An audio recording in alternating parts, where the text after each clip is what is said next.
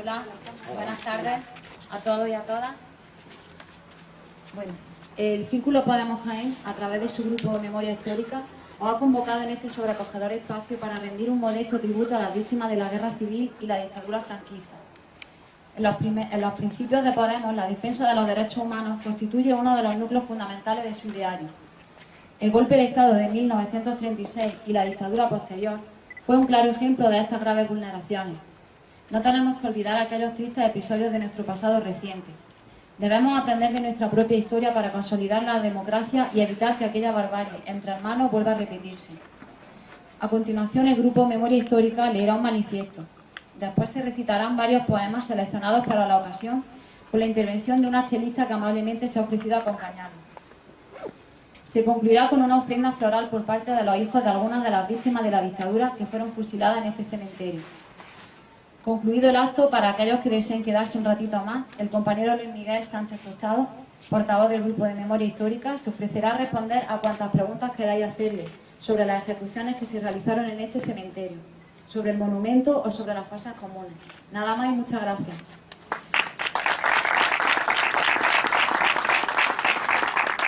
Sí. 1931, a 83 años. 83 años se han cumplido de aquel sueño igualitario de la Segunda República Española. Aquel movimiento vuestro al que se opusieron con violencia, pero que sembró los cambios que habían de producirse décadas después. 1936, a 78 años. Aquel golpe de Estado sumió a España en un caos, en una espiral de violencia sin parangón en la historia de este país. 200.000 asesinados por ambos bandos. 95.000 muertos en combate, 500.000 de exiliados, 250.000 de encarcelados, más de 1 millón de damnificados. 1939, a 75 años. Han pasado 75 años del final de la Guerra Civil Española. Acabó la guerra, sí, pero no llegó la paz, porque los vencedores os masacraron y durante 40 años convirtieron España en una enorme cárcel, en una inmensa fosa. 40 años de represión, de dolor, de luto, de exilio, de ignominia y, lo que es peor, de impunidad. 1978, a 6 años. Sí, perdón, 36 años. Sí, 36 años hace que se instauró la vigente Constitución Española. Una transición que vendió nuestro silencio con la Ley de Amnistía de 1977. Una transición que compró paz social a cambio de silencio, que regaló inmunidad a los criminales de guerra que se levantaron contra la democracia. Mientras los caídos del bando vencedor yacen en criptas, catedrales y panteones, vosotros seguís aquí, en fosas comunes, en cunetas de carretera, innominados, silenciados. 2008, a 6 años. Debéis saber que la sombra del franquismo fue tan larga que nadie se atrevió a mover lo vuestro, ni cuando gobernó la izquierda, ni cuando la Corte Penal Internacional declaró imprescriptible aquellas matanzas por considerarlas crímenes de lesa humanidad, ni cuando la ONU instó al Estado español a cumplir 42 medidas para garantizar la verdad, la justicia y la reparación en España. Nada sirvió. Sabed, queridos paisanos, que sorprendentemente y por vez primera en España un juez se interesó por vuestra causa, por estudiar los crímenes de la dictadura, por tratar de arrojar luz sobre más de 100.000 desapariciones forzadas. Su nombre, Baltasar Garzón. Lo destituyeron y lo condenaron a 11 años de inhabilitación. Y vosotros, queridos abuelos, admirados paisanos que yacéis a nuestros pies, seguís en fosas comunes, en cunetas de carretera, innominados, silenciados. 2014, aquí estamos. No os vamos a contar en qué quedó vuestro proyecto republicano, ni en lo que ha sido de vuestro ideario, ni de vuestro deseo de cambiar la sociedad, ni de vuestras reformas igualitarias, ni de la distribución de la riqueza. Y no lo vamos a contar porque al día de hoy nos avergonzaríamos. Tampoco os vamos a hablar de los políticos que gobiernan nuestra generación porque aún sentiríamos todavía mayor vergüenza. Solo hemos venido a deciros que os recordamos, que deseamos mantener vivos vuestros recuerdos, que muchos aún creemos que es posible un mundo mejor y que con un monolito no basta. Pero hemos venido sobre todo a deciros dos palabras: perdón y gracias. Perdón por aquellos que permitieron que durante tantas décadas vuestra memoria fuera silenciada y vuestros restos aún siguieran esparcidos por espacios perdidos, por cunetas desconsoladas y por fosas infames. Perdón por no haber sido capaces de saldar nuestra deuda con vosotros y, sobre todo, gracias. Gracias por vuestro sacrificio y vuestra entrega. Gracias por enseñarnos que para alcanzar la libertad, la democracia y el bien común no hay que escatimar esfuerzos, ni siquiera la propia vida. Gracias por vuestro legado que muchos sabremos transmitir a nuestros hijos.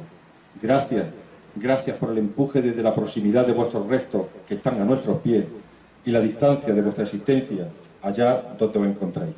Siempre con vosotros.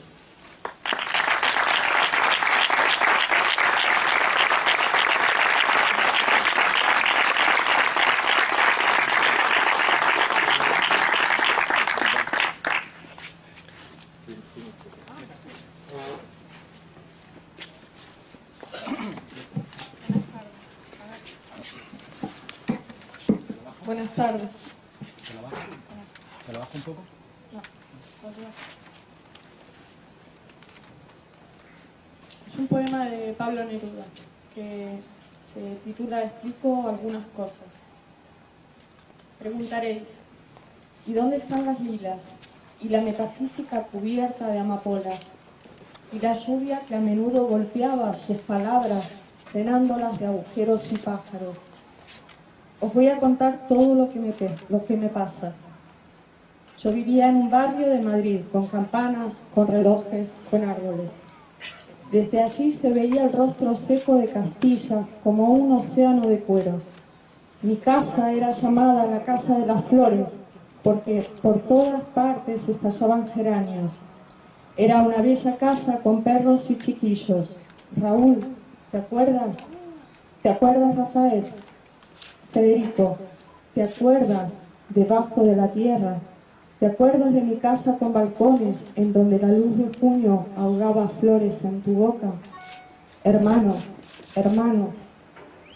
Todo eran grandes voces. Sal de mercaderías, aglomeraciones de pan palpitante. Mercados de mi barrio de Argüelles con su estatua, con un tintero pálido entre las merluzas. El aceite llegaba a las cucharas. Un profundo latido de pies y manos llenaban las calles. Metros, litros, esencia aguda de la vida, pescados hacinados, con textura de techos con el sol frío en el cual la flecha se fatiga, delirante marfil fino de las patatas, tomates repetidos hasta el mar. Y una mañana todo estaba ardiendo. Y una mañana las hogueras salían de la tierra devorando seres, y desde entonces fuego, pólvora desde entonces, y desde entonces sangre. Bandidos con aviones y con moros, bandidos con sortijas y duquesas, bandidos con frailes negros bendiciendo, venían por el cielo a matar niños, y por las calles la sangre de los niños corría simplemente, como sangre de niños. Chacales que el chacal rechazaría, piedras que el cardo seco mordería escupiendo, víboras que las víboras odiaran. Frente a vosotros he visto la sangre de España levantarse para ahogaros en una sola ola de orgullo y de cuchillos.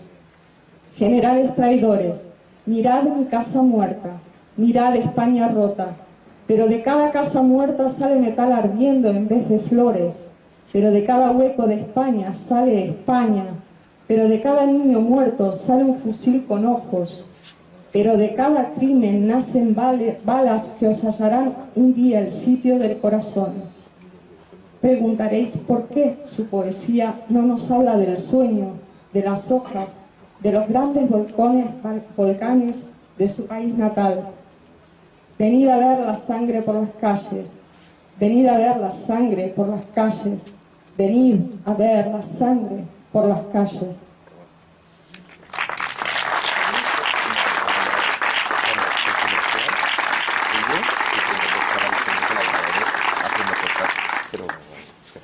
Buenas tardes. Bueno, yo voy a leer un poema de César Vallejo llamado España, aparta de mí este cáliz. Es el poema que, este poema da título a un conjunto de poemas que Vallejo escribió durante la Guerra Civil. Generalmente las compilaciones suelen ponerlo en último lugar porque de alguna manera, partiendo del espanto y del desastre y de lo terrible, es un poema que también invita a la esperanza, ¿no? A esos niños que tienen que reconstruir la realidad. Niños del mundo, si cae España, digo, es un decir, si cae del cielo abajo su antebrazo, que hacen en cabestro dos láminas terrestres, niños, qué edad la de las sienes cóncavas, qué temprano en el sol lo que os decía, qué pronto en vuestro pecho el ruido anciano, qué viejo vuestro dos en el cuaderno. Niños del mundo, está la madre España con su vientre a cuestas, está nuestra madre con sus férulas, está madre y maestra, cruz y madera, porque os dio la altura, vértigo y división y suma. Niños, está con ella, padres procesales. Si cae, digo, es un decir, si cae España de la tierra para abajo, niños, ¿cómo vais a cesar de crecer? ¿Cómo va a castigar el año al mes? ¿Cómo van a quedarse en 10 los dientes, en palote el diptongo, la medalla, el llanto? ¿Cómo va el corderillo a continuar atado por la pata al gran tintero? ¿Cómo vais a bajar las gradas del alfabeto hasta la letra en que nació la pena? Niños, hijos de los guerreros, entre tanto bajad la voz, que España está ahora mismo repartiendo la energía entre el reino animal, las florecillas, los cometas y los hombres. Bajad la voz, que está en su rigor, que es grande, sin saber qué hacer, y está en su mano la calavera, aquella de la trenza, la calavera, aquella de la vida. Bajad la voz, os digo, bajad la voz, el canto de las sílabas, el llanto de la materia y el rumor menos de las pirámides y aún el de las sienes que andan con 2 piedras. Bajad el aliento y si el antebrazo baja, si las férulas suenan, si es la noche, si el cielo cabe en 2 limbos terrestres, si hay un ruido en el sonido de las puertas, si tardo, si no veis a nadie, si os asustan los lápices sin punta, si la madre España cae, digo, es un decir, salid, niños del mundo, ir a buscarlo.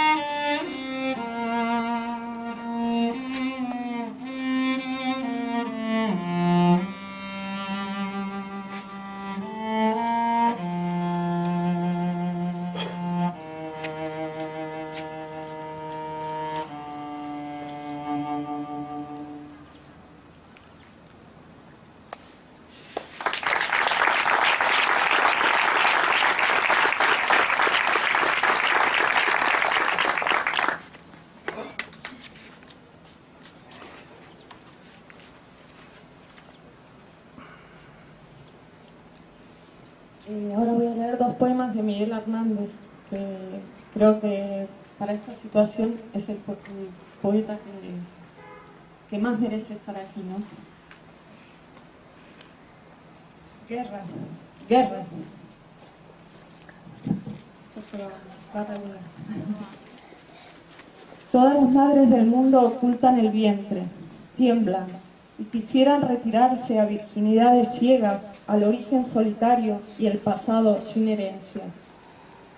Pálida, sobrecogida la fecundidad se queda.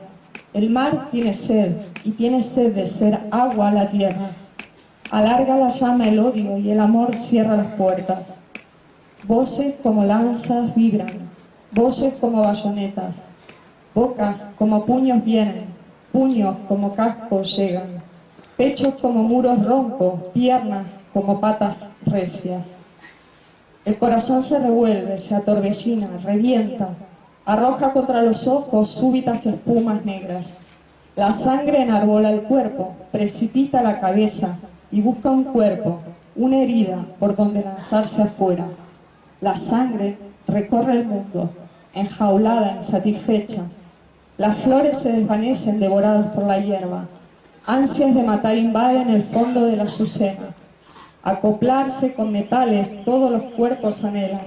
Desposarse, poseerse de una terrible manera. Desaparecer. El ansia general creciente reina. Un fantasma de estandartes, una bandera quimérica, un mito de patrias, una grave ficción de fronteras. Músicas exasperadas, duras como botas, huellan la faz de la esperanza y de las entrañas tiernas. Crepita el alma, la ira, el llanto relampaguea. ¿Para qué quiero la luz si tropiezo con tinieblas? Pasiones como clarines, coplas, trompas que aconsejan devorarse, ser a ser, destruirse, piedra a piedra. Relinchos, retumbos, truenos, salivazos, besos, ruedas, espuelas. Espadas locas abren una herida inmensa. Después, el silencio, mudo de algodón, blanco de vendas, cárdeno de cirugía, mutilado de tristeza. El silencio, y el laurel en un rincón de osamentas. Y un tambor enamorado como un vientre tenso suena detrás del innumerable muerto que jamás se aleja.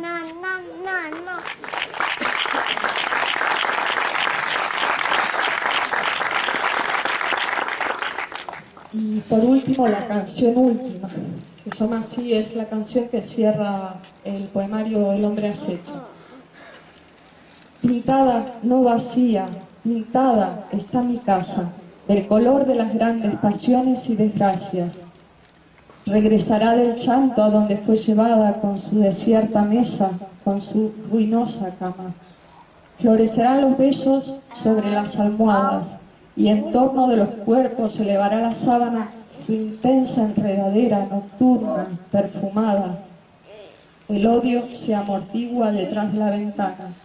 Será la garra suave, dejadme la esperanza.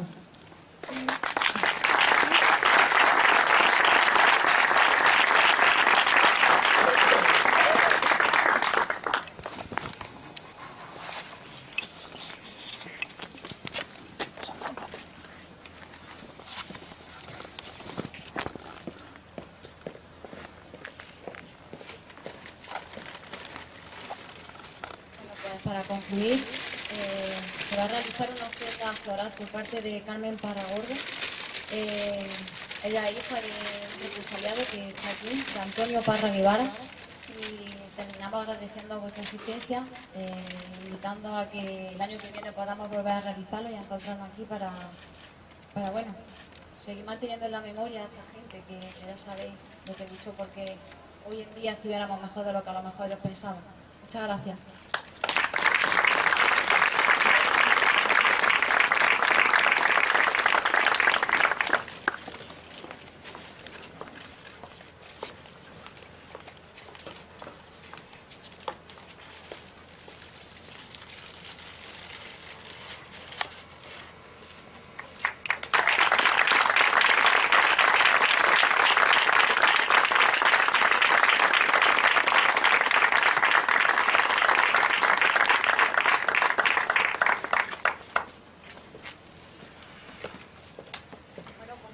recuerdo al principio, ahora ya fuera de micro y como punto final del acto, quien quiera quedarse aquí para hacer cualquier consulta a Luis Miguel acerca del monumento, sobre cualquier dato histórico del cementerio, ya sabe que él está a su disposición para contestar cualquier pregunta.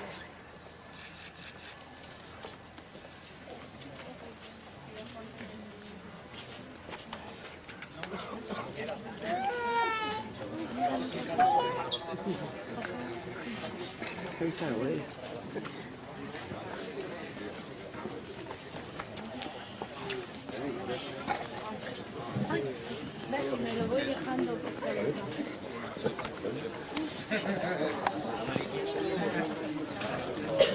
A ver, si alguien tiene alguna pregunta, yo puedo asesorarle sobre algunas cosas curiosas que no se conocen muy bien, sobre cómo asesinaban, cómo fusilaban a las tapias, cómo los traían, dónde están enterrados, qué simboliza esta obra de arte, y cualquier pregunta que queráis hacerme.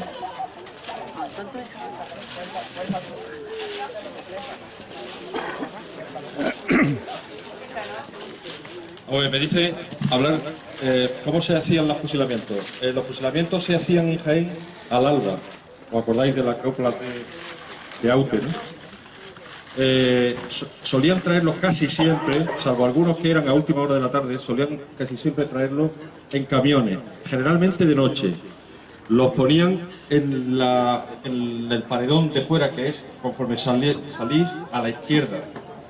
Las tapias eran de adobe y los balines de plomo se quedaban incrustados en la valla, y los niños con palos sacaban esos plomos para venderlos. Había millones de plomos ahí. Estuvieron fusilando hasta 1949. Eso no significa que no siguieron matando, que estuvieron matando hasta toda la dictadura, pero fusilamiento hasta 1949. Concretamente tengo censados 1.275 fusilados aquí.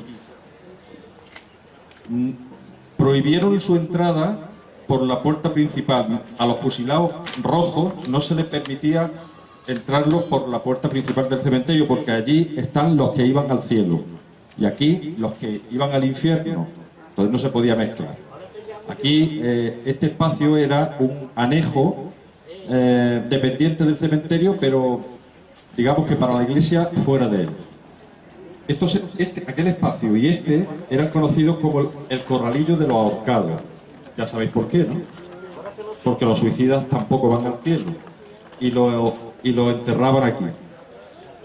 Junto a los suicidas, los niños sin bautizar, los fusilados, rojos, ateos, apóstatas y otra gente de mal vivir, los fusilaban en esta zona. Por supuesto, sin ningún oficio religioso, sin ataúdes y solo con cal viva. Se hacían fosas que no eran las fosas que se ven en las películas de horizontales, sino fosas muy profundas por falta de espacio, verticales.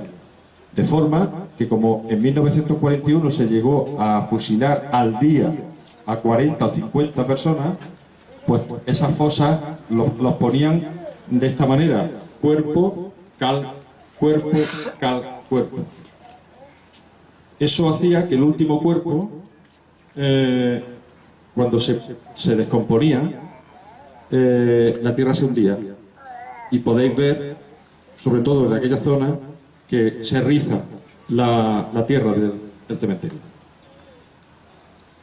Lo entraban por la puerta falsa, que es una puerta hoy metálica, pero antes era de madera, por aquel lado, en el lateral. El conserje del cementerio, que fue famoso en su tiempo, que se llamaba Tomás Úbeda Montoro, apodado Vegeto, era muy conocido por las personas mayores, Vegeto, pues lo entraban con parihuelas a las fosas que se hacían aquí. El 90% de las fosas de la represión franquista está en la zona que estamos, sobre todo en la gran fosa 702, donde hay más de 1000 personas. Hay pequeñas fosas diseminadas en otras partes del cementerio que tienen un menor número, por ejemplo la 484, que está pegando aquel muro, y algunas más. Pero el 90 o 95% de los represaliados están en esta zona. Aquí era un espacio prohibido. De hecho, estaba mal visto que se vinieran aquí incluso los familiares y se les prohibía. Carmen, la hija de la víctima que ha hecho entrega de las flores, me decía que tenía que saltarse las vallas para estar con su padre, ¿no? Porque tampoco le dejaban ver ni flores, ni nombre, ni epitafio. En el año 1985, siendo concejal Cándido Méndez, el padre, era Cándido concejal del PSOE, hubo una gran tormenta y debido al desnivel que había desde aquella zona hasta aquí abajo, hubo unos movimientos de tierra bestiales y la tierra que había aquí se desplazó al olivar y afloraron miles y miles de esqueletos con las cabezas perforadas. Ante esa situación, Cándido Méndez creó esta losa que estáis viendo en 1985, pero no se atrevió a poner nada. Solo hizo esta fosa y plantó unos árboles para sujetar la tierra. Debieron pasar más años hasta que, bueno, los que empezamos con la Asociación para la Recuperación de la Memoria Histórica en el año 2003 y 2004, empezamos a hacer los censos de víctimas, que yo tuve el placer de hacerlo, de toda la provincia, y hacer un concurso de ideas de artistas y arquitectos, y al final se votó este proyecto, que es el catedrático Fuentes Olmo, catedrático de Sevilla, que es de Andújar, y que es una obra bastante meritoria, ¿no? Como veis, representa... se me ha olvidado decir, porque está relacionado con el monumento, que cuando los ponían para fusilar en las tapias, como estaban maniatados, los camiones que los traían se ponían perpendicular a ellos, alumbrándolos con los focos. Y después de ametrallarlos, y el tiro de gracia, se marchaban y eran los sepultureros los que se ocupaban. Bien, pues eso está relacionado con lo que voy a explicar ahora. Como veis, esto es una fosa con cuerpo. Pero si tenéis oportunidad, ahora después de acercaros un poco, veis que las sombras de esos caídos no han caído, están en la pared. Y si acercáis a las sombras de la pared, se ven los impactos de balas sobre eso. ¿Veis las pequeñas circunferencias?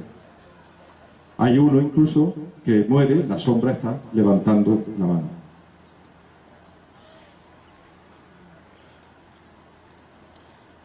¿Queréis hacerme alguna pregunta o tenéis alguna curiosidad?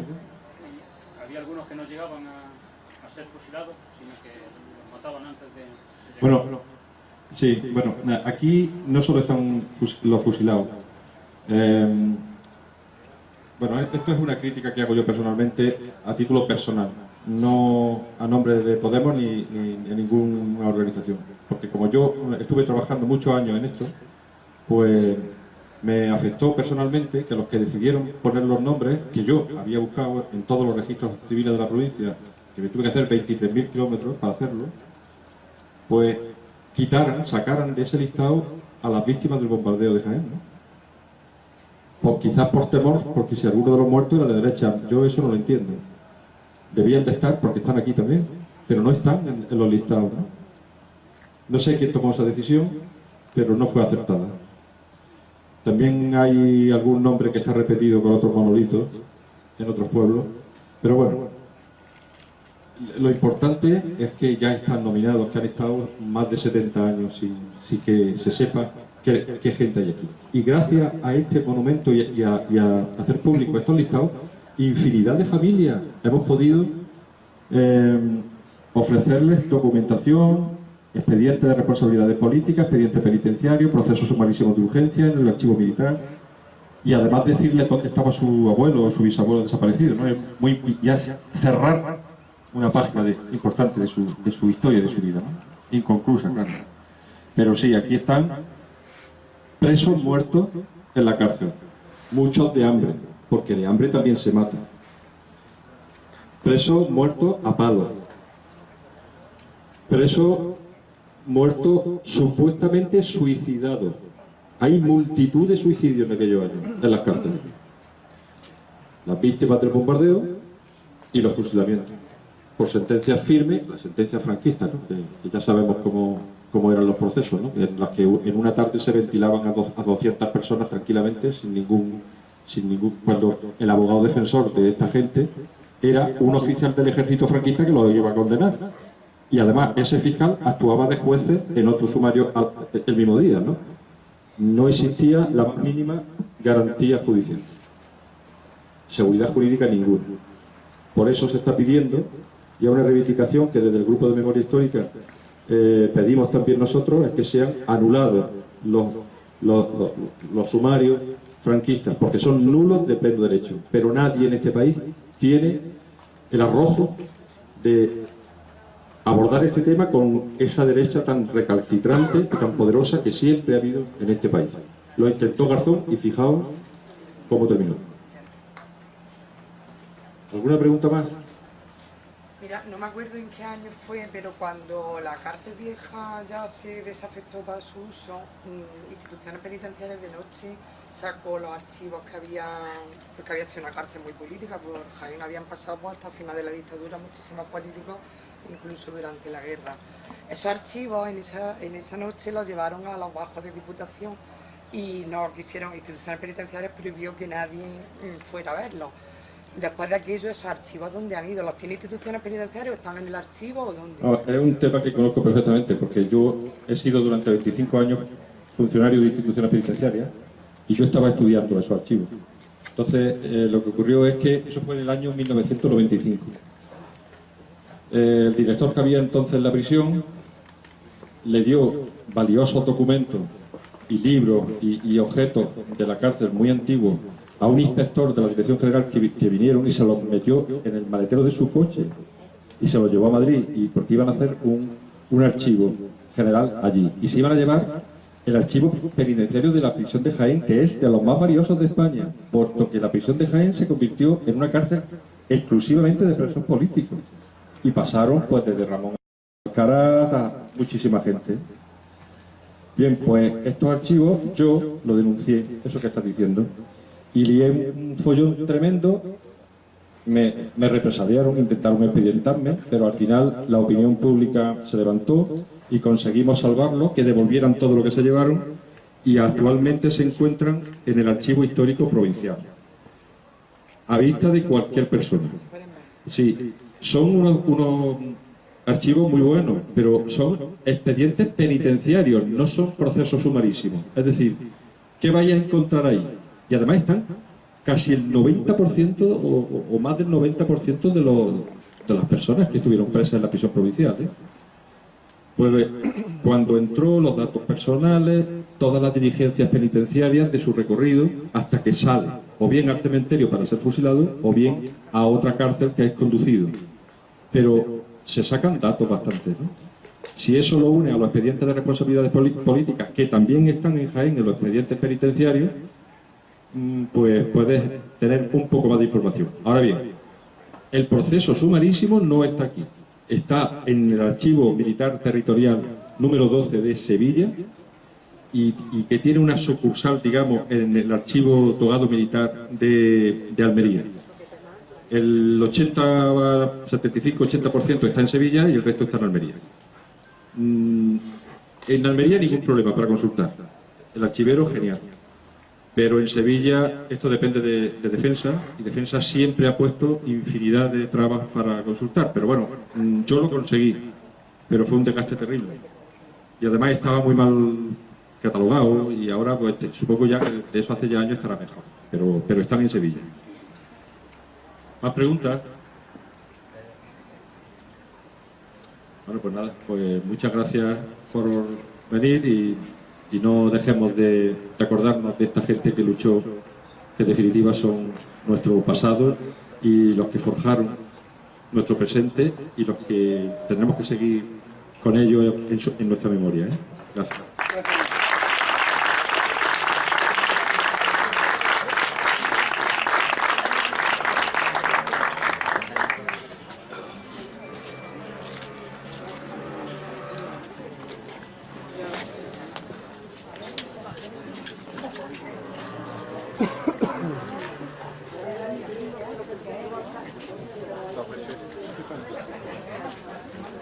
7, ¿no?